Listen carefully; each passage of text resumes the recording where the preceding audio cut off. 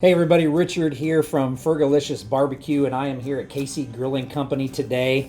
It's a beautiful day outside, and we are going to talk about competition pork ribs. We've got Prairie Fresh, all natural ribs, so we're going to talk about how I trim these up, how I season these, how I cook these, and how I serve these as if I was in a barbecue competition. Just because I'm saying this is a competition style rib, this doesn't mean that the average backyard guy can't do these.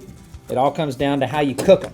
That's the nice thing about these Prairie Fresh ribs is we've got a nice even bone structure there. I'm gonna come down here and I'm gonna go in between these bones and I'm gonna kind of square this up just a little bit, and I'm gonna take my knife and I'm gonna push, and then I'm gonna come through there with my knife. And I'm gonna come in here and I'm gonna square this up just one more time, because this end is just a little wider. Because the thing about a competition style rib is that we want to have evenness all the way across. We got a little bit of flap meat here, just a little bit left on there. We're just going to trim that part off. Right down here on the end, there's a little tiny bone there. I will use my thumb and I will come in and I will trim that guy out. That little bone isn't going to do much for you. Now we've got this nice squared up slab of Prairie Fresh ribs. Bones are nice and straight. We're going to flip it over. Now sometimes there'll be some fat here on this end. We're not going to worry about that. Our next step is we're going to take our butter knife and we're going to come down here on the end, and we're just going to kind of start to push up lightly to try to start to move this membrane up. And you just want to get just enough of that to kind of come up. You can kind of see what we got right there, and then we're going to take ourselves a paper towel and we're going to get a hold of that, and we're going to start to kind of pull that up. And we're going to get it kind of pulled up all even until we can get a hold of the whole thing as such. And we're going to use our other hand to hold down the rib, and then we're going to peel that off. All right, so now we're nice and trimmed up. We're going to hit these with our seasonings, and then we're going to get them on the smoker. We've got our 3 slabs of competition ribs trimmed up, and now we're going to season these. One of the most important things about a competition style rib, and you can also apply this to the backyard, is that you want to make sure you have a nice balance of sweet with a little kick. And what we're going to do is we've just got some apple juice here in our spritzer, and we're going to use this not only as a flavor profile, but we're also going to use it as a rub applicator.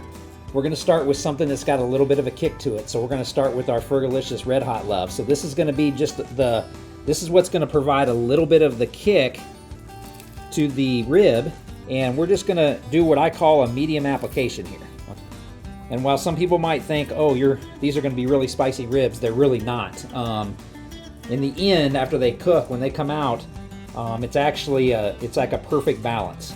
Then we're going to come in with the Fergolicious Sweet Love. And this is going to help us with the color, just like the Red Hot does, but it's going to give us that sweet on the top. And then we're going to go just a little heavier with the sweet, because we got to remember when we're doing a competition style dish here, that the judges are going to take one bite. Now, you know, for the people in the backyard, if you've never had a rib like this before, it's going to be something that you've never tasted. Normally, I would let this sit here for about 5 minutes or so. Just to kind of help that rub kind of settle in. We're just going to kind of help it along a little bit. And then what I'm going to do is I'm going to turn these over. All right, nice and gently. We're going to spritz the top. This is the best rib out there. If you want a rib for your backyard and you want to shock your neighbors. In my professional opinion, there's a huge misconception about when to do this. And if you've got rubs that have salt in them, they're going to draw that moisture out, because that's what we're going to do right now is we want these to sit here and sweat. If you do that way too soon, it's going to draw a lot of that moisture out, and we don't want that. So my recommendation is that you put your seasoning on your ribs 1 hour before you put them on your cookers. We're going to set them aside. We're going to go fire up the smoker while these are just sitting here at room temperature sweating. This is the way that I like to load up my drum. So I'll take some wood chunks about this size, and then I'm just going to place them in here, and then we're going to put some more charcoal. We're going to put more wood in.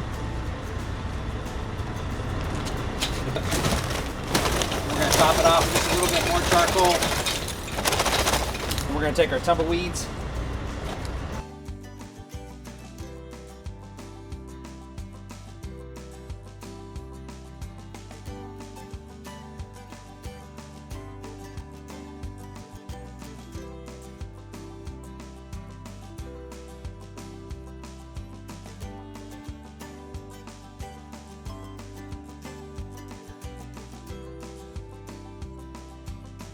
Our ribs have been on the smoker for about 2 hours and 15 minutes at about 275 degrees. And this is the color that we have right now on these ribs from that royal oak charcoal and the pecan and cherry wood. So what we're gonna do right now is we're gonna wrap. So we're gonna take some golden brown sugar down on the foil. Then we're going to take some of our Be Nice habanero honey. And we're going to put some honey down.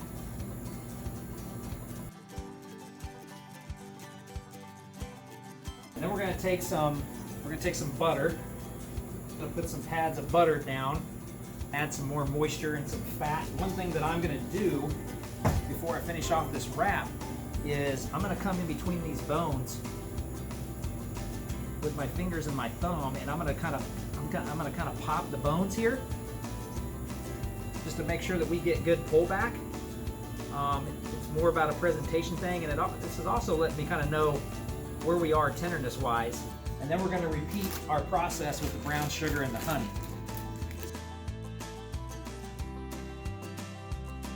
I'm going to give it one more spritz. And then from here, this is how we wrap these up. We go the ends first, and this is double ply foil, heavy duty foil. And then we're going to crease this here. We're going to fold this over. We're going to fold that tight, and then we're going to take our fingers and our thumbs here, and we're going to push these corners up because we don't want any of that stuff to leak out.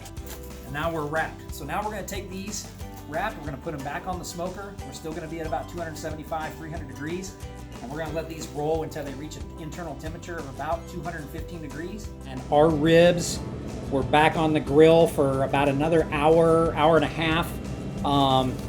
Wrapped, and we took them to a temperature of about 214 degrees. When I'm cooking on my drum, I'll take it a little hotter. We've got these ribs still in there wrapped, but we have to get the liquid out, and so we've got a foil pan right here, and what I'm going to do is I'm going to open these up just enough to where we can kind of pour this liquid out, and we're going to pour this off into a pan.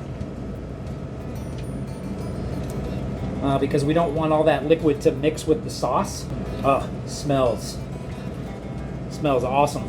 We're gonna come in with a little bit of our Red Hot Love again, just a little bit, and then we're gonna come in with the sauce. You can use your favorite sauce. This sauce here I'm using is the Cosmos OPX 1, mixed with a little bit of Cosmos apple habanero rib candy, and then we're gonna kind of brush this. And I know this is hard to see, but we're just, all I'm doing is brushing the sauce onto the ribs. And now we're going to flip these over. And just to kind of give you an idea of the color, you can see the color that they've got. We're going to kind of give them the same treatment. We're going to give it a little bit of that Red Hot Love. Just a little bit. Followed up with our sauce again. And we're going to brush the tops. I'm just going to close these up, not all the way tight, but I'm just going to close these up, and we're just going to let them sit for just a minute while that sauce kind of settles in. And now we are ready to start slicing some slabs up here. So we're going to open these up, and we're just going to take a slab, and we're going to put them right here. You can use a regular slicing knife. When I'm doing ribs, I like to use a electric knife. Just to show you, we can do the same thing with this, and we can slice right through. But sometimes you can get a little pull, and it might pull that meat off. So if I'm doing a competition style rib, I don't want that. So this just keeps it nice and straight. All right. So you take a rib right here, and you can see we got the perfect smoke ring. We got moisture. You got your sauce. I'm gonna take a little bit more of this sauce and I'm gonna put it on the board, and I'm gonna come in here and I'm gonna kind of brush the sides.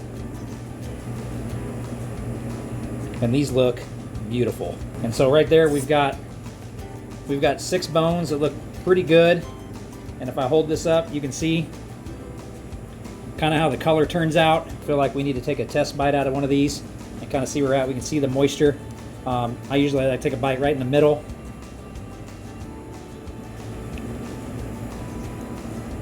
And that's exactly what we're looking for.